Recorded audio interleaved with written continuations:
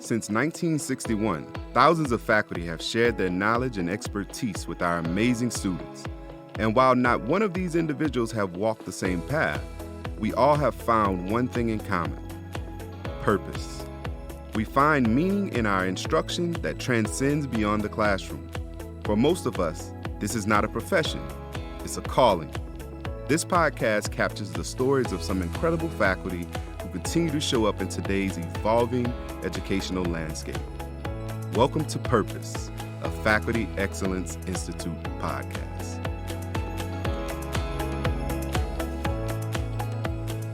All right. Welcome to Purpose, a Faculty Excellence podcast. Today's episode is going to be kind of oddly a 2-for-1 because I'm interviewing someone who is also married to an employee at the college. So we'll get to hear a little bit about two different employee stories here at the college. I'm here with Professor Joy Pasini, who is an English professor at Central Campus. And we are going to hear a little bit about how she ended up here at San Jac and also who she is connected to, who is kind of a legend at this point at San Jac. He is as close to, I don't want to say Madonna or Beyonce, but he literally just is known by his first name. You can say that name and everyone knows who you're talking about. So we'll get into that in a little bit later. But welcome, Joy. Thanks for doing this. Thanks so much. I'm excited to hear about your story. I know two things about you. That one, you're connected somehow to Rice University. You attended there, and also that you really love dogs. So we'll get into that a little bit later. But just let's start at the beginning. Where did you grow up? Tell us a little bit about your background. Okay, so I grew up in Florida, and it was around the Tampa Bay area, but an hour north of there in a little suburban area called Port Richey. And it was nice there, but I really wanted to get out of that area because there weren't a lot of opportunities once I graduated high school. So I moved to Tampa and went to the University of South Florida in Tampa. Oh, wow. And I was not an English major. I was an accounting major at first. Oh. I started out in English, and I started to think maybe I wouldn't make the best high school teacher, which seemed to be the main thing I would have to do with the bachelor's in English, maybe I would have to go the English education route. And I had my doubts about myself teaching in the public school system, and I was actually pretty shy and introverted, and I thought that might hold me back. And then I just switched over to something that felt kind of opposite, which was accounting. And I worked in that for a while after I earned my degree in it. So did you always you ended up in English, obviously, and at some point in college you thought about majoring in English or teaching it. Were you, tell me what you were like as a little girl. Were you just the reader? That is mostly what I did. I grew up in the 1980s, and there wasn't a whole lot to do for me in the neighborhood I was in, and mostly I did read. I think we, learned to read later at that time in the 80s than we would have in other times, but we didn't really start till the first grade. And I remember getting my first book from the teacher, was one of those readers. So it was a memorable experience, but we didn't have a lot of money in my household growing up. So we were able to go to the library, check out books. Occasionally my mom would purchase a book for us at the store. And that's how I spent most of my time, is reading. Were you like me, where you'd see the books at the book fair and think, gosh, if I could only buy all those books at the book fair. That's absolutely the true. pinnacle of wealth was being able to shop at the book fair. So true, so true. Those book fairs were the coolest. They were great. Yeah, I didn't really buy too much there. I don't recall if we actually ever did buy books from there, but it was great to look and browse. So, do you have a memorable book series from maybe elementary school or even middle school that you just loved? Okay, so I'm probably really showing something about myself, but I read a lot of Stephen King books probably before you should be reading them, probably by 4th or 5th grade. Wow. So that's not, I guess there are a lot of jokes about that now because I'm Gen X and, kind of reading things that you shouldn't have a little bit early. But I really enjoyed those. I still like Stephen King. So those are some of my childhood reading memories. Did your parents know you were reading Stephen King early? My mom, well, this is interesting because my parents really had no idea what Stephen King was even about for the most part. I mean, there probably were some TV shows that had, shown like miniseries or something over time. But my mom, she dropped out of school in the 8th grade. Oh, wow. So, and my dad was a high school graduate, but they just didn't really know much about what was out there. My mom was just like, oh, they're reading, that's good enough. So, yeah. Was your writing style kind of dark? When you were in middle school, high school, maybe, did you lean a little dark? Probably in high school, maybe a little bit dark, but middle school, maybe I wasn't fully there yet. But yeah, I guess those are kind of dark books, but he is a great writer. So. He is. And honestly, movies, the only Stephen King book I've ever read is the one on writing. Oh, yes. Is his book. It's so good. It is so good, yes. Okay, so you had parents that weren't really familiar with the college process. So did you have people in your life that helped you get to University of South Florida?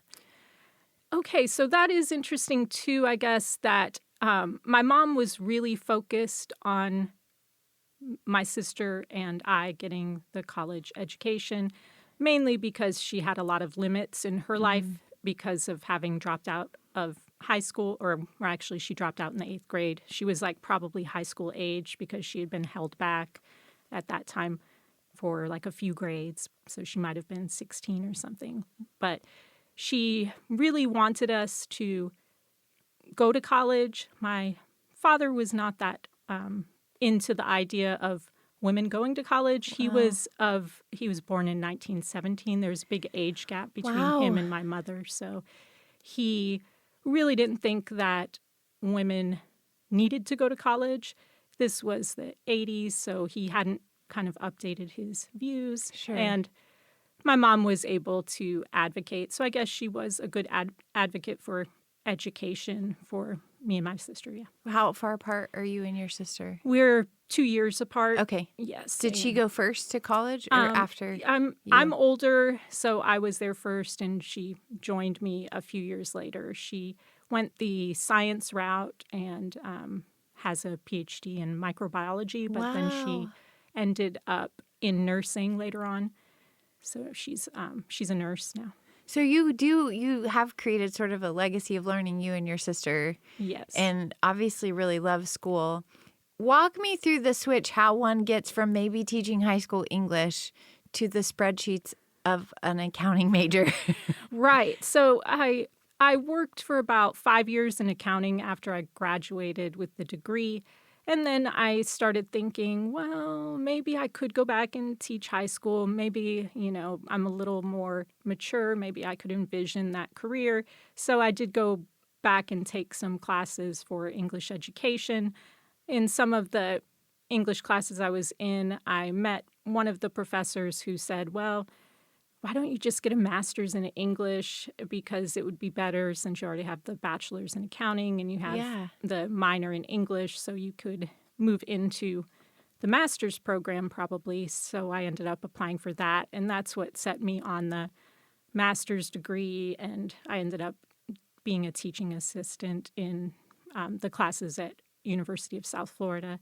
Then most people were moving on to the PhD, so I decided at the end maybe I would. My sister had already moved to the Houston area, so I did apply to Houston schools, and that's how I ended up at Rice. Wow. So you got your PhD at Rice? Yes. In English. Okay. What was that experience like? Because as someone who has a son that had some aspirations of going to Rice, how fun was that experience? Tell me year range when you were at Rice. Let's see. Okay, so the year I started was 2003, so it's been a minute now. Okay. And then I mostly was off campus. So my main years there were 2003 to around 2007. And then after that, I finished the dissertation and submitted that. Did you feel any sort of weight of this is an Ivy League school, or was it exciting? Was it intimidating? What were sort of the emotions when you started your PhD program at Rice? So it was really intimidating, actually, as it turns out, because it's a very different environment from the large public university that I had gone to in Florida. So I did not really feel comfortable for a while there. And it's a really nice environment, and there are a lot of events with free food that I wasn't accustomed to seeing, like so many resources available. Sure. I was very shy. I made some good friends. They've all dispersed around to different jobs around the country and even other countries as well. So we just kind of stay in touch on social media. So it was a little tough experience there because I had an advisor I was close to, and she passed away from cancer. She was young, in her 40s. That was around hard. the time. Yeah, so I'd been there a few years when that happened. So it took them a while to hire somebody else. So that was a kind of challenge there.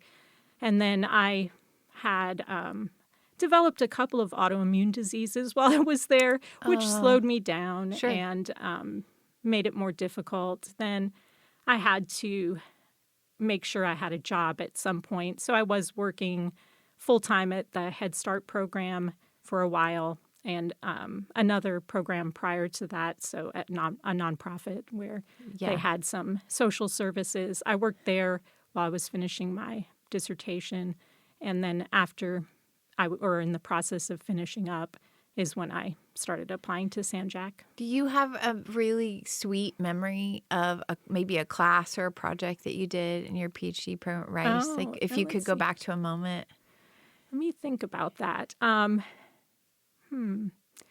Probably working on I don't know about how sweet it was, but working on the dissertation itself. I went about it by writing a little bit per day while at lunchtime while I was working my full-time job. So I tried to have a goal of maybe about 250 words a day.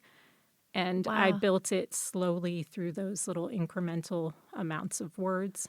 And that took a while, at least through the year and a half of working at the job. So I would do that during a lunch break and then maybe in the evening if I needed to add something. Yeah. So I guess just what I like about that is that I was able to stick to it even though I was tired and working a totally different job at the time. It is so hard. And yes. If you ever hear the term ABD, which we all know very well, is all but dissertation, there are a million of ABDs out there, probably some that will be listening to this that are like, I'm that. That takes a lot of just fortitude and self-discipline. Tell us the title of your dissertation. And it's been so long, I'm probably not going to get the title. What was it about? I do know what it was about, but the exact title, I had kind of a long quote at the beginning, so that probably is not going to come off too well.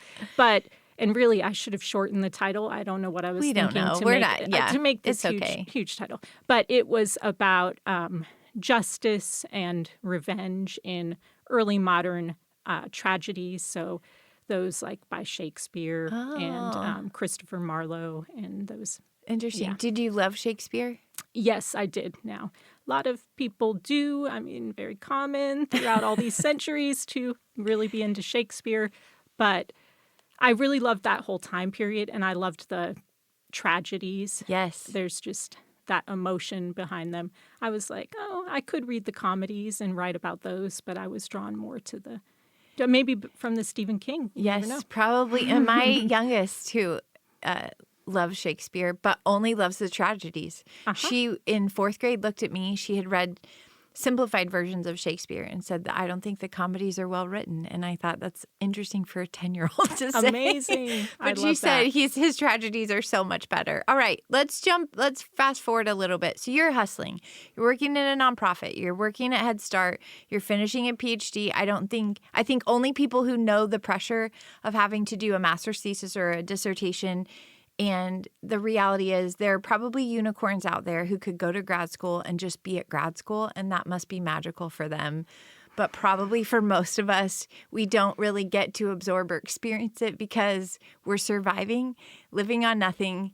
Probably, I joke that that was my large fry McDonald's era because that was my one treat a week. But so you realize, like we all do, I have to pay my bills, and as fun as this is to learn and get these letters behind my name, what was San Jac your first job at teaching in higher ed, or was there one before that? Right. So I had done at University of South Florida a lot of adjuncting. Okay. So I adjuncted a lot in Florida. I adjuncted some here at University of Houston downtown, and I wanted to stay at the community college. So Rice is preparing you to write and publish a lot, and I found that the teaching was more interesting to me than writing a whole lot of publications. Can you talk about that? I know in my own experience, I had quite a few friends going from our master's cohort to get a doctorate. I did not, but I do know with Rice behind your name, you could have taught at a lot of really impressive schools. And so you intentionally chose a junior college. Tell us what went into that, because I do think it's important for a lot of people to remember. I had a great mentor that said, if you can get over your pride, junior colleges will let you teach, and you can really teach in a way that you'll be shocked that you couldn't at maybe a more impressive university school. So talk about your mindset and that decision process. So with that, I noticed as I moved through the PhD program that I didn't, even though I was saying I worked on the dissertation a little bit at a time, I couldn't necessarily envision myself writing a lot of books. And when I was in the classroom teaching and making the connection with the students, I felt that that was more where I wanted to be. And I also did want to stay in this area and not move as much all over the place. So when you do a humanities PhD, there is an expectation at the end that you will move for a job. And you do need to be open to that. And I felt like I was at the beginning, but since it's a long process, things change. Your mindset might change. And I did want to stay in this area. And we have so many excellent opportunities here for teaching. Yes. And I knew that San Jacinto College was a really good place to teach. And I did apply at some of the others like Lone Star and HCC. But I did really want to be here for its reputation. And I was just I feel lucky that I was hired, because I know how hard the hiring process is for any college teaching job. It doesn't matter where it is. So I do still feel fortunate that I was able to be hired here. And I've been here. This is my 13th year here. Yeah. And I thought teaching at a community college is really great because of the many different kinds of students and the opportunities to open doors to education for more people. There's nothing obviously wrong with teaching at an Ivy League or focusing on research, but I think just for my personality, this was a better fit. In those 13 years, we've seen education change a lot. I have to tell my students that I used a real laminate projector thing and that Google came out when I was in college, which they don't believe. But what do you still love about teaching that was fun in the beginning and is still fun now? It's still fun now. Just getting to meet all the different students. We teach so many early college, and you can, in one semester, you can have all of the early college students, and then you can have veteran students at the same time. So you're just meeting so many different age groups. And just the fact that they all have their individual goals, so you're part of the process, maybe just a small part of their meeting their goals in the future. They're moving on to usually whatever positive thing in their life, and you can try to guide them through that. So it may sound all cliche, but that's really how I feel, is just meeting all different types of people and helping move them forward in some manner on their journey to different goals in their life. It can be very fulfilling to do that. And it's a positive thing to always be with people who are working towards something that they want to do. Yeah. Yes. What is maybe one of the more challenging things that has emerged over these 13 years for you? Oh, yes. So, well, we do here at the community college, we do have heavy course loads, so we teach a lot. And then right now, it's figuring out where in writing and English, where does artificial intelligence, where do the Right. large language models fit in? We're all trying to figure that out as we go. And I'm probably going to be changing my way of handling it a few different times over the Sure. next year, try to evolve with it because it really is changing how students approach things. What do you wish that students knew from a professor's perspective about AI, especially when it comes to English? Everybody has to take Comp 1 and Comp 2, so that's such a class that they're all going to have. What do you wish? I think a perspective taking so helpful. What do you wish students knew about that? That those large language models, they're not really producing good writing, actually. I think people think they are, but I've read enough of it now that I know it's not good. So it's really not helpful to their writing Yeah. in general. It's producing a lot of vague sentences with nothing behind Substance, them. Yeah, no right. substance. And it's really good at that, but it's not very good at backing up anything. And Yeah. the backing or the support is really where the thinking is and where the learning is and Yeah. how you support larger general statements. So, yeah, it's just all of the sentences sound the same. They all have a typical structure, so it's Yeah. not that helpful to their writing. Yeah.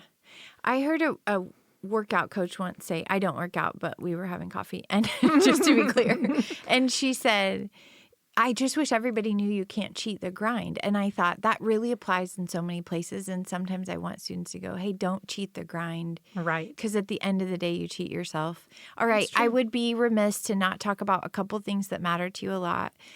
I do want you to share a little bit about your dogs, but then also the person that you're married to who goes by only one name at the college and has been around forever. So let's start with the dogs. Tell us how many you have and what kinds they are. Yes, so they are all rescue dogs. Right now I have 6. It will probably sound shocking, but Wow. they accumulated a little bit over time. I had 3. Well, they're all small Chihuahua mixes, like 10 to 12 pounds. I know that's not everybody's favorite kind of dog, but in the shelters around the Houston area, it's mostly Chihuahua mixes, maybe a few terrier mixes, and then pit bull mixes. Okay. Yeah. Or pit bulls. So those are the dogs you'll find for rescue for the most part. You could look around harder to find other breeds, but I do like Chihuahuas.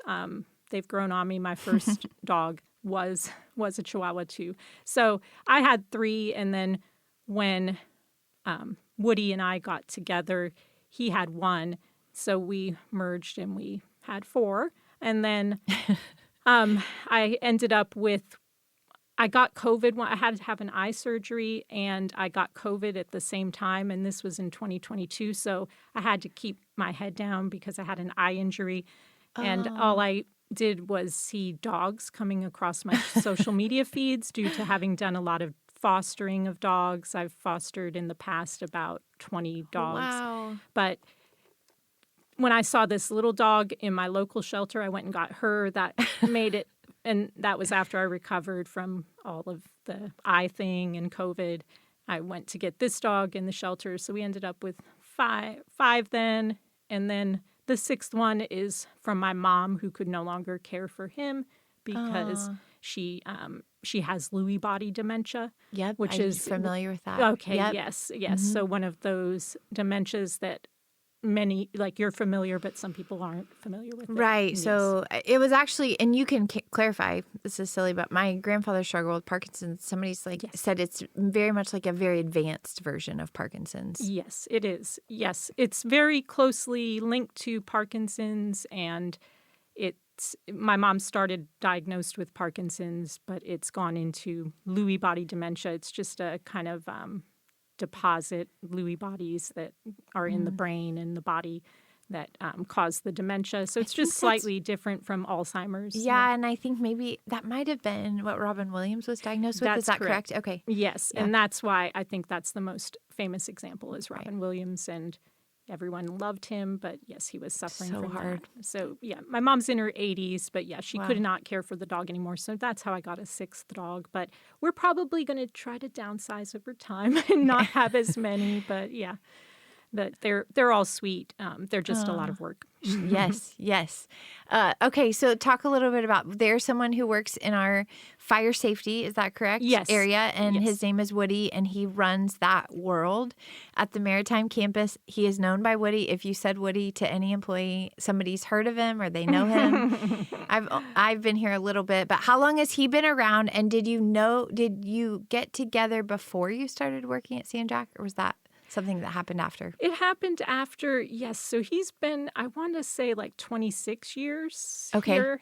And yes, he does run the firefighting program. So he's always teaching cadets to be firefighters. It's a really important thing that he's doing in that program. And he's been here so long, I think that's why everybody knows about him.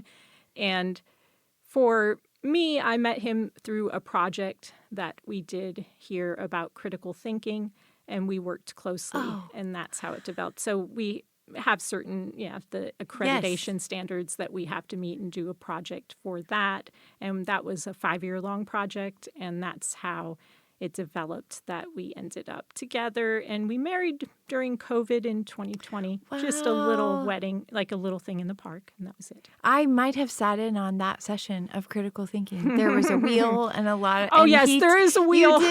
You did it together. So There's a wheel. what's important to know is that you can find a career at San Jac and maybe even a spouse. You Okay. might. You might Yes. be able to. All right. This has been so fun. I know we're running a little short on time. I wanted to walk through just some fun questions before we go so that we can end with a little rapid fire. So you have to think fast just for fun. All right. This is get to know Joy Pasini, sort of rapid fire. Let's start at the beginning of the day. What's your go-to wake-up drink?